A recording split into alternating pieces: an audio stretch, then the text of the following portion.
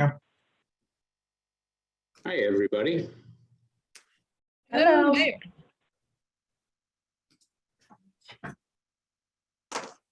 Still 4:59.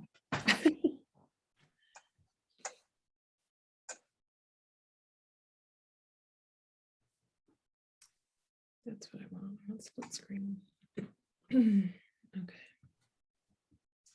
Now it's 5 o'clock, and this is Councilor Bill Soms. I'm calling this regular meeting of the Ledyard Town Council Finance Committee to order. Present are Councilor Ingalls, Mayor Allen, Finance Director Matt Bonin, and Administrative Assistant Roxanne Marr.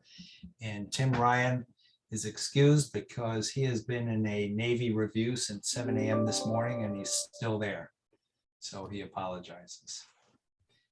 And I'll wait till iPhone gets in. Looks like they're in. iPhone, could you please identify yourself? Hi, my name is Brenna Kilty. I'm just coming in for credit for Citizens in Action class. Okay, great. Yeah. Welcome. Great. Welcome. That's exciting. I'm glad you're here. Thank you. I didn't know we were doing that again. Yeah, it's this time of year that they do it, right? Well, I mean, we used to have people at every meeting, every town council meeting, and then they stopped doing that. But the Civics in Action, I don't recall people ever coming for credit for that class. It was always, we went to them to hear about their projects.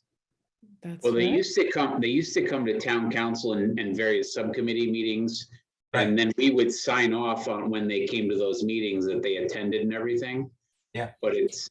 I don't know if anybody's taken part this way, but this is great, fantastic. Yeah, Yeah. that's awesome. And present also is Kristen Chapman, Mayor's Assistant. Just gonna wait till she gets in.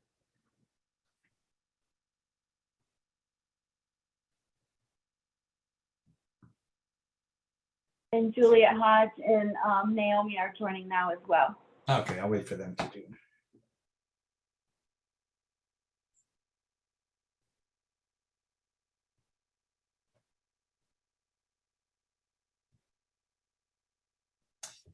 And since we don't have Tim, Andra, just to make things simple, how about if I just read each one of the motions and then I'll be able to remember who did what.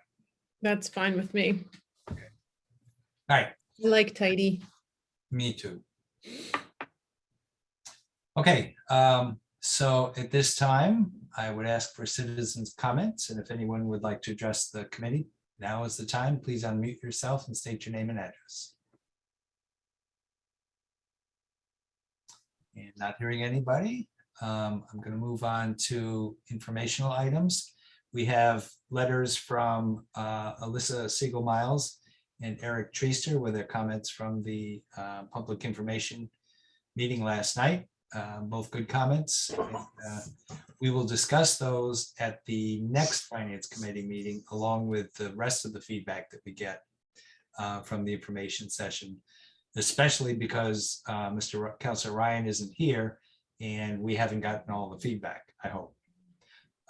And welcome, Julia. Hi. Okay, so I will move to approve the regular meeting minutes of February 2, 2022. Second.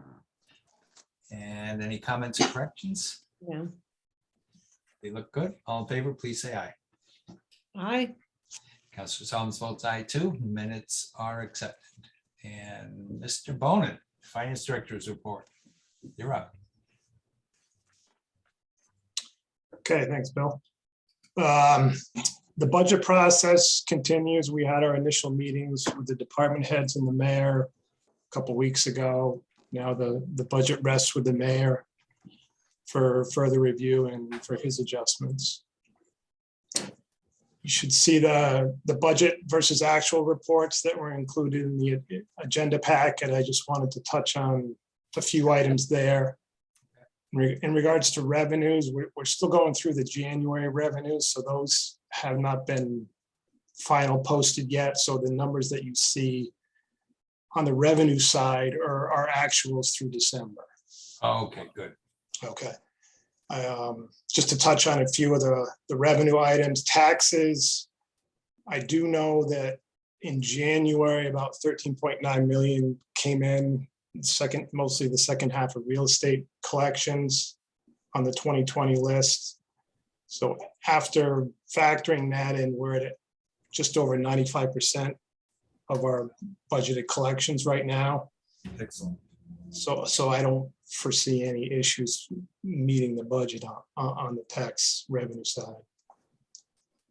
There is a couple other revenue items, not so great news that I wanted to touch on. Public health nursing fees are down quite a bit. We had, there was budgeted at 900K for the year. So through 6 months, you would hope that we would be about 450,000. We're at 341,000, which is just under 40% of budget. And in talking to the folks in that office, they are anticipating that it's the second half of the year through June is going to be about the same. So it's looking like it may end up about 200,000 under budget. That's a continuing trend, Matt. We've been seeing that because the healthcare organizations compete now with VNA, and they make it hard for a patient to say, I want ledyard VNA. Yeah, a couple things when I was talking to them, they were attributing it to, it's kind of a perfect storm. What you were just talking about, Bill, there's also been some rate changes. They're providing services now where they're not getting paid what they used to get paid for those services. They're getting paid less. Oh, And also they've had quite a bit of turnover in that office. And then what happens there is a new employee comes in, they have to train the employee. That employee can't take on a full caseload like a fully trained employee can. So there's a lot of factors involved that are really impacting those revenues. Yeah. And then one of the other revenue items was on the Board of Ed side, tuition revenues. Those are trending quite a bit lower than what was budgeted. And I'm talking to Rachel, they're probably going to end up about 240,000 under budget there as well. There's why? There's three categories there. There's VOAG revenue, there's non-resident tuition, and then there's special ed tuition. And the VOAG tuition is actually projected to take in more than what was budgeted. It's the other two, special ed and the non-resident. And I was looking at some of the history, and it seems to fall short of projections the last several years. And I think it is tough to budget those two items. I'd have to talk to Rachel to get some more information as to what happened there. Yeah. It's tough to budget because predicting how many students we'll have is not an easy task, number one. And then special ed costs, which really, I know that's expenses, but the special ed tuition, we've always had trouble getting that. So yeah. So those are the revenue items I wanted to touch on. Nothing really to bring up on the expenditure side. The expenditures that you see there are, for the most part, everything that's come in and that has been recorded through the end of January. Yep. As far as all the invoices. And with that, we're at about 51% of our budget with 5 months to go. Which is, with 7 months should be 58, right? Right. There is some items like the pension contribution doesn't go in until later in the year, and that's $1 million plus. So there is some bigger items that will kind of even that out, but we look to be in good shape. Yeah. Okay. Good news is our building fees will make up for all of the shortages on the zoning and planning, and maybe make up some of your public health. So we're on fire in the building department. So that'll be over budget. And all we have to do is approve this ordinance, right? That's right. Okay. And then I did have one other item, kind of a housekeeping matter. in 2020, the Board of Ed, they returned 286,000 that they got credit for in their capital reserve fund. So the budget was adjusted in their capital reserve fund, but the physical transfer of the funds out of the general fund into that capital fund was overlooked. It never took place. So I just wanted to make you aware that transfer is going to be done shortly. It's going to impact fund balance. So Matt finally got through that through my head in several emails and phone conversations this week. There are 2 years. 2020, there was a surplus, but it was never moved. The money was actually never moved. 2021, because of the issue with purchasing IT services in advance or prepaying, there was no surplus for 2021. Am I saying this right, Matt? Yeah, when the adjustment was made, Yeah, so when we see that money move, it's actually 2020 surplus, and it Correct. does need to come out of our undesignated, which is we keep trying to raise that, so it's not going to be good. Matt, how does something like that get noticed? Well, I guess 2 questions really. How does it get overlooked, and then how does it get noticed later?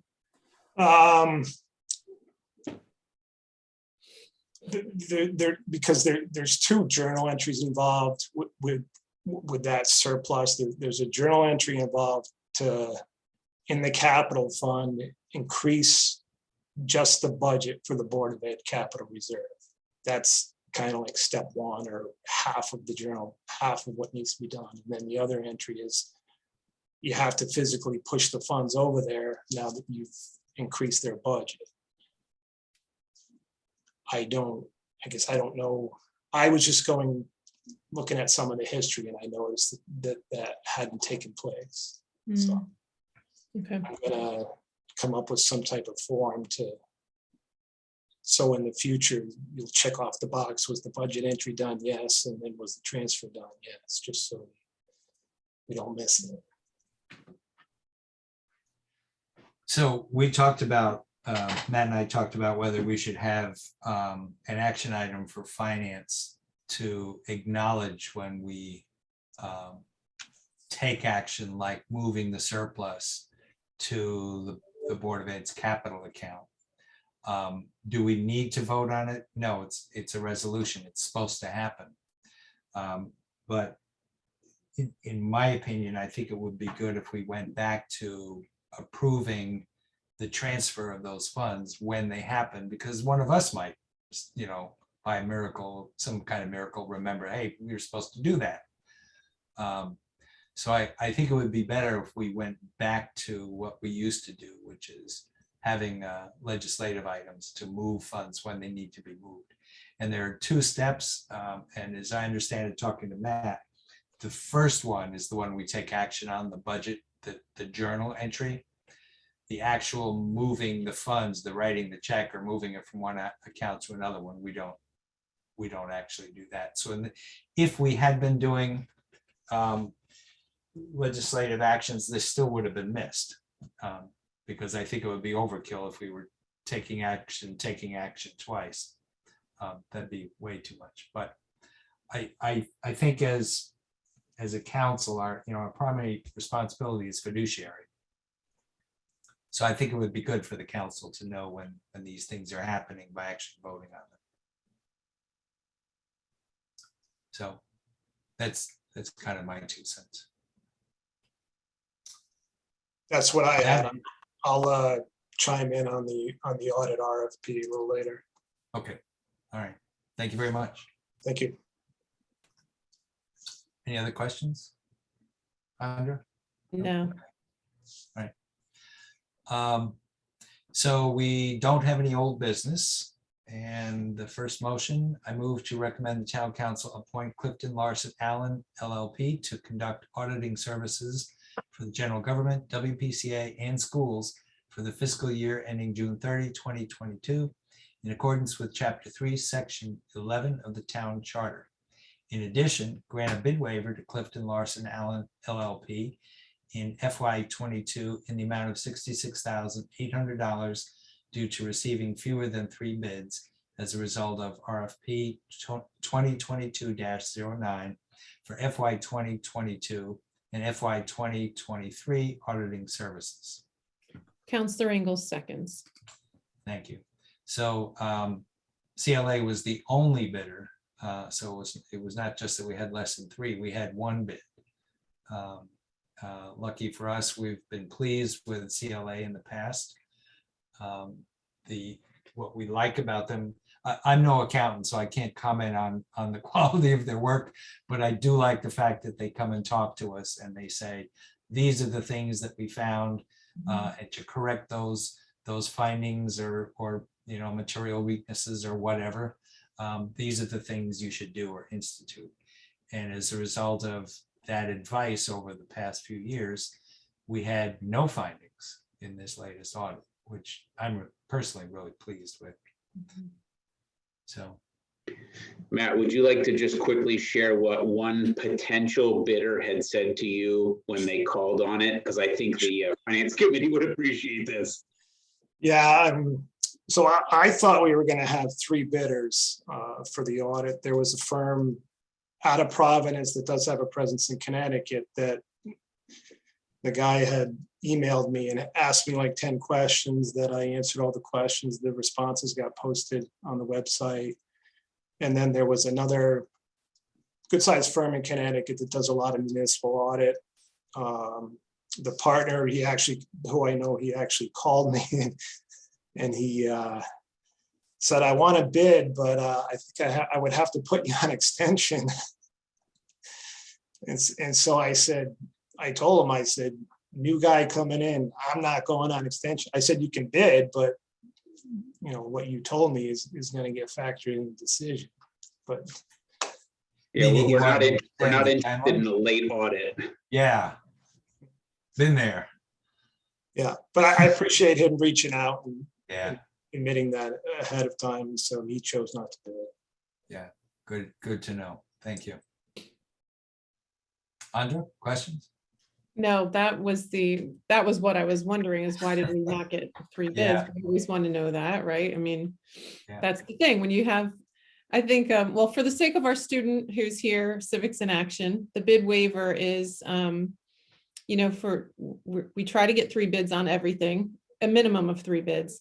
Occasionally that doesn't happen, and we need to press pause and understand why. And so this is why, because one of the bidders was telling us up front that they were going to be late. Terrific. Well, at least he was candid. Yep. I was gonna say, we certainly appreciated that honesty. Yeah. Mhm. So, ready to vote? Yes, I'm ready to vote. All in favor, please say aye. Counselor Ingalls votes aye. Counselor Solomon votes aye, and the motion passes. Next item, I move to recommend the town council amend ordinance 300-008 appendix, establishing a planning and zoning fees for subdivision, new construction, alteration, change of use, and zoning permit applications in the town of Ledyard as contained in the draft dated February 1, 2022. Counselor Ingalls seconds. Thank you. Juliet, it's all yours. So we've just been going through all the ordinances that pertain to this department and came across some needed changes in this particular one. The first bit, I'm just cleaning up the language so it's perfectly clear that we're talking about new accessory structures and additions, that there's 3 categories. Yep. Under 200 square feet, that between 200 and 1,000 and above 1,000, because in our zoning regs, they single them out as well as far as what type of a process it involves. So I just cleaned up the language there. We don't do zoning reviews for demolitions. I don't know why that was on there. I took that off. The signs are usually covered under site plan when the use goes in, or when they do a change of use, they usually do the sign permit right with it. So I don't know why we were double charging essentially. It was unclear what we should be charging if they came in with a change of use and a sign. So when they have a change of use, whether it's with a sign or not, it's going to be $50. If somebody just comes in, I don't know, randomly at some point wants to change the face of their existing sign, there's almost no review involved there. I'm looking at the color of it and, you know, it's nothing. So we changed that to 25. Typically changes of use, signs and lot line adjustments don't have an additional state fee. So, so that change was made. A zoning compliance letter obviously wouldn't have a state fee because it's not an application at all. And I'm sorry, that for a change of occupancy, that's not a real application either. So that doesn't have a state fee. A change of use would have a state fee. Okay, And then the other changes, the bit about the site plan applications and modifications, they called out 2-family dwellings there, but in this town right now, hopefully that will change shortly, duplexes require a special permit for whatever reason, but that's a lot more expensive than $200 to get through. That's a special permit with the full notice requirements and all of that. So I would have charged them whatever you charge somebody for a special permit. So I don't know why that was called out separately, but that's not correct. And the rest are just, you know, making sure that all the types of applications, so special permit applications, zoning text and map amendments are under that higher level of notice requirements. So they fall under that $500 category. And then the one thing that you guys can, it's my recommendation, you can disagree with me, but they said they had 500 additional fee for any subdivision or re-subdivision requiring a public hearing. Subdivisions do not require, there is no public hearing required by statute. So that just that line is sort of incorrect. But if it's, then you say, okay, it's a subdivision that requires a public hearing by the PZC, like they voluntarily say, I want to have a public hearing. If the statute doesn't require it, why should the applicant have to pay for that if it's just the Planning and Zoning Commission that wants it? Then we're heading down that nasty slope of, well, why did I have to do a public hearing and not this person? And, you know, I will always recommend to the commission that they never hold a public hearing for a subdivision, because subdivision is administrative. It doesn't matter what people say. So I just don't think it's right to charge an applicant $500, you know, for a public hearing that isn't required. But so what if there were and I'm not sure I'm going to use the right language, but what if they were requesting a variance or a special condition for the subdivision? that's a different, that doesn't happen during subdivision. A variance happens in the ZBA.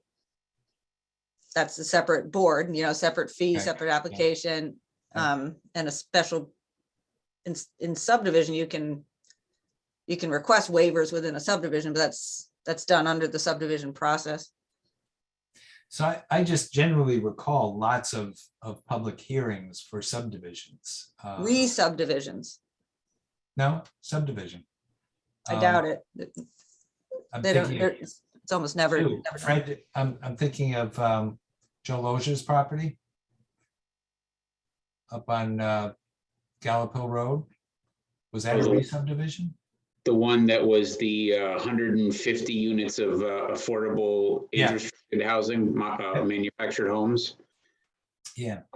So the only thing that I could think of in that case was there was an intervenor status filed in that case. And I don't know how intervenor changes the need for public hearing. Juliet, maybe you do know.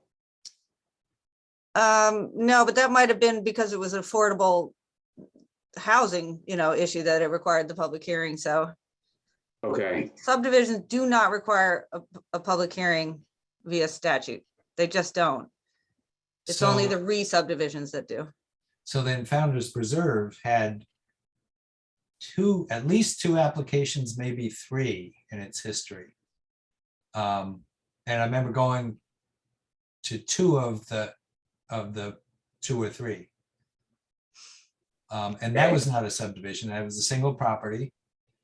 It was a conservation subdivision. And prior to that, it was